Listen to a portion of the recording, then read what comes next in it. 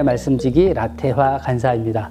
봄 햇살보다 따스한 주님의 온기를 느끼는 묵상의 시간이 되기를 바랍니다.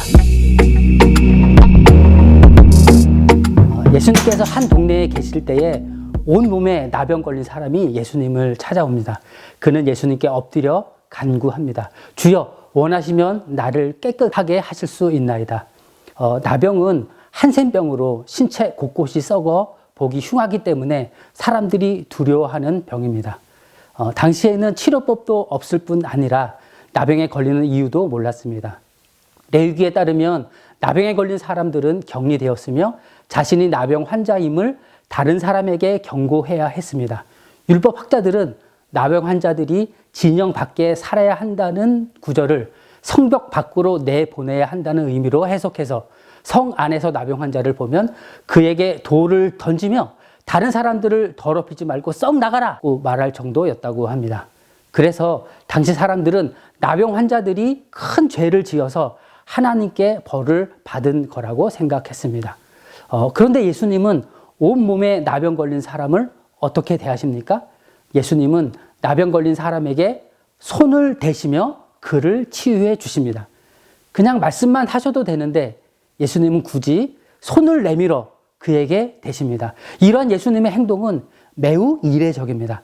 당시 사람들로는 도무지 상상조차 할 수 없는 행동입니다. 나병에 걸린 사람에게 손을 대면 부정해지기 때문에 아무도 나병 환자에게 손을 대는 사람이 없기 때문입니다. 예수님은 아무렇지도 않게 그에게 손을 내미십니다.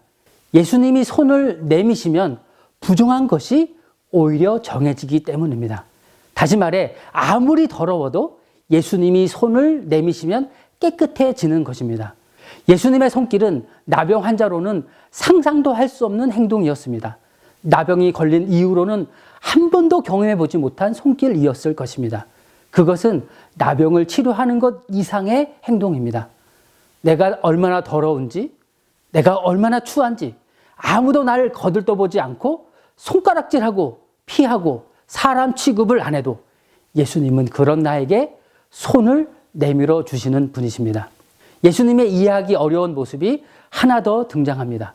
그것은 나병 환자가 병이 나은 사실을 아무에게도 말하지 말라고 당부하신 것입니다. 언뜻 이해하기 어려운 명령입니다.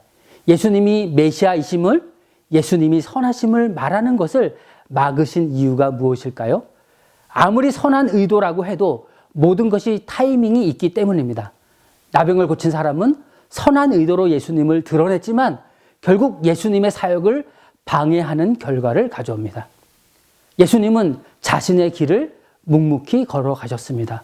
결코 서두르지 않으십니다. 자신이 사람들에게 알려지는 것, 유명해지는 것에 전혀 관심이 없으십니다. 요즘은 전혀 다르죠.